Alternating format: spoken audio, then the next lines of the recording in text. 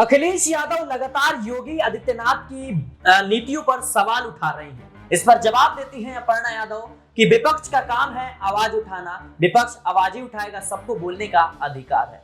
उत्तर प्रदेश की 10 विधानसभा सीटों पर उपचुनाव है और अपर्णा यादव का अखिलेश यादव पर यह चुप्पी तोड़ना अपने आप में कई बड़े संकेत दे रहा है। क्या अपर्णा यादव अब नरमी इसलिए अखिलेश यादव के प्रति बरत रही हैं कि अब वो समाजवादी पार्टी में वापसी करना चाहती हैं? क्या अपर्णा यादव अब अपना भविष्य समाजवादी पार्टी में देख रही हैं? क्योंकि लंबे वक्त से अपर्णा यादव महज कार्यकर्ताओं की तरह भारतीय जनता पार्टी में रह रही हैं और कई मौकों पर उन्होंने इच्छा जरूर जाहिर की कि मैं चुनाव लड़ना चाहती हूँ, चाहे वो विधानसभा चुनाव हो, लोकसभा चुनाव हो, राज्यसभा चुनाव हो, तमाम जो चुनाव है छोटे से लेकर बड़े चुनाव तक कहीं भी भारतीय जनता पार्टी ने अपर्णा यादव पर ध्यान नहीं दिया, अपर्णा यादव को टिकट नहीं दिया। लेकिन जिस तरीके से हाल ही में अपर्णा यादव का एक बयान सामने आया जब मीडिया ने उनसे सवाल किया कि अखिलेश यादव योगी आदित्यनाथ की खिलाफत कर रहे हैं, योगी आदित्यनाथ की नीतियों पर सवाल उठा रहे हैं, तो खुले तौर पर अपर्णा यादव कहती हैं कि विपक्ष में जो होता है उसका काम होता है आवाज उठाना और सबको अपना बोलने का अधिकार है।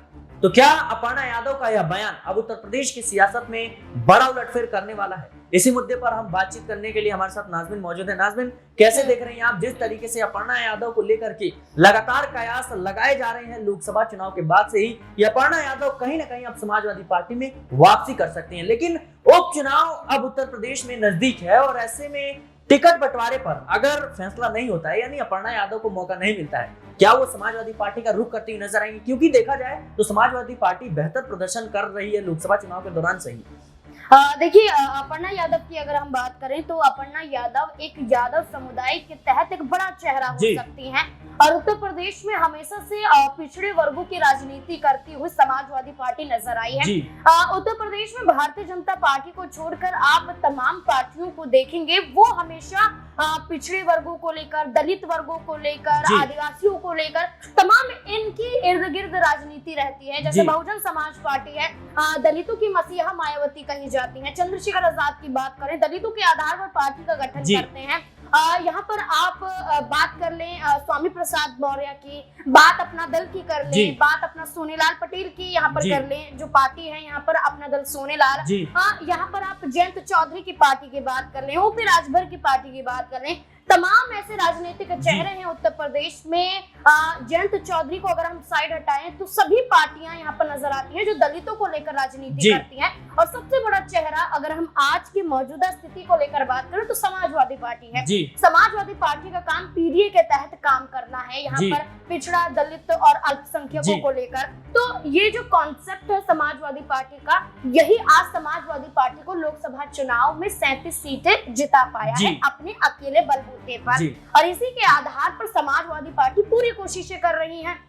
लेकिन भारतीय जनता पार्टी ने 2022 में ये सोचा कि एक यादव चेहरा हमारे पास आ जाएगा जो अखिलेश यादव के परिवार का हिस्सा है, जो सपा का परिवार का हिस्सा है, जो मुलायम सिंह यादव की बहू है, उससे वोट बैंक अच्छा खासा खींचा जा सकता है। और विधानसभा चुनाव में ऐसा हुआ भी, यहाँ पर अपर्णा यादव के बलबूते पर तमाम सीटों पर यादव वोट बैंक का असर भी देखने को मिला जो भारतीय जनता पार्टी के तहत पहुंचा। लेकिन मैं आपको टोकना चाहूंगा, अगर अपर्णा यादव की बदौलत भारतीय जनता पार्टी को तमाम सीटों पर फायदा हुआ, यादव वोट बैंक उनके पास है, तो सवाल ये है कि फिर अपर्णा यादव को भारतीय जनता पार्टी मौका क्यों नहीं दे रही है? देखिए, सवाल बिल्कुल यहाँ पर बार बार बनता रहेगा सिराज, क्योंकि अपर्णा यादव की भूमिका भारतीय जनता पार्टी में क्या है ये खुद अपर्णा यादव ही नहीं तलाश पा रही है। आज आप लगा लीजिए 2022 से लेकर 2024 तक का समय आ चुका है, अपर्णा यादव ने किस मंच से चुनाव लड़ने का ऐलान किया हो, या अपर्णा यादव ने भारतीय जनता पार्टी को लेकर किस मंच से कौन सा दावा किया हो।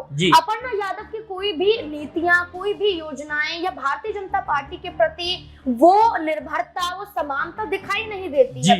और आज ये स्थिति है कि अपर्णा यादव कौन है, सब यही जानते हैं कि स्वर्गीय मुलायम सिंह यादव की छोटी बहू है। डिंपल यादव और अपर्णा यादव के रिश्ते के बारे में बात करेंगे। अखिलेश यादव, शिवपाल यादव के जरिए भी अपर्णा यादव को लेकर, तो अपर्णा यादव की खुद का कुछ वोट बैंक नहीं है, खुद की कोई पहचान नहीं। देखिए, अगर खुद का वजूद होता तो आज भारतीय जनता पार्टी इतना समय अपर्णा यादव को ना लगाती कि उन्हें यहाँ पर रोक कर रखा हुआ है। किस समय का इंतजार भारतीय जनता पार्टी कर रही है? वो कौन सा समय है जो 2022 से लेकर अब तक आया नहीं है, जिसमें विधानसभा चुनाव भी बीते हैं, जिसमें राज्यसभा का चुनाव भी बीता है। और राज्यसभा का चुनाव एक ऐसा चुनाव होता है, यहाँ पर जरूरत नहीं है कि कोई राजनीतिक पार्टी से जुड़ा हुआ है या लंबे समय से राजनीति कर रहा है या वो राजनीति का चेहरा है या अन्य किसी आम चेहरे की बात करे या किसी और यहाँ पर समाज से बिलोंग करता हो। आप राज्यसभा में पार्टी अपने अनुसार किसी भी चेहरे को आगे कर सकती है। अपर्णा यादव को आगे किया जा सकता था, लेकिन भारतीय जनता पार्टी ने अपर्णा यादव की जगह जयंत चौधरी की पार्टी पर भरोसा जताया, खुद की पार्टी में ही कई चेहरों को आगे किया, समाजवादी पार्टी के खिलाफ उतरते हुए नजर आए। तो ये राज्यसभा के चुनाव में भी जहां आसानी से अपर्णा यादव सांसद बन सकती थी, लेकिन नहीं अपर्णा यादव को बनाया जाता है। उसके बाद लोकसभा का चुनाव आता है, रायबरेली से यहाँ पर खुद अपर्णा यादव इच्छा जाहिर करती हुई नजर आती है। भारतीय जनता पार्टी मैनपुरी की बात करती है, लेकिन चुनावी माहौल में टिकट तो दिया नहीं जाता है, टिकट तो छोड़िए स्टार प्रचारक भी नहीं बनाया जाता है। तो भारतीय जनता पार्टी को अभी तक इंतजार भारतीय जनता पार्टी करवा रही है और यही इंतजार अपर्णा यादव के लिए घातक साबित हो सकता है। और यही वजह है कि अगर अपर्णा यादव अभी भी विचार नहीं करेंगी अपने राजनीतिक करियर को आगे बढ़ाने को लेकर, तो आप देखिए कि यादव समुदाय के तहत उत्तर प्रदेश की जनता भी यही चाहती है कि अपर्णा यादव पर कोई भरोसा नहीं कर सकता है, क्योंकि वो भारतीय जनता पार्टी का हिस्सा है। और आज यही स्थिति है कि समाजवादी पार्टी के तहत बार बार कहा जा रहा है कि अपर्णा यादव का सम्मान किया जाता है। शिवपाल यादव कहते हैं कि सपा में आएंगी तो बड़ी जिम्मेदारियां दी जा सकती हैं। डिम्पल यादव कहती हैं कि मैं उनका सम्मान करती हूं।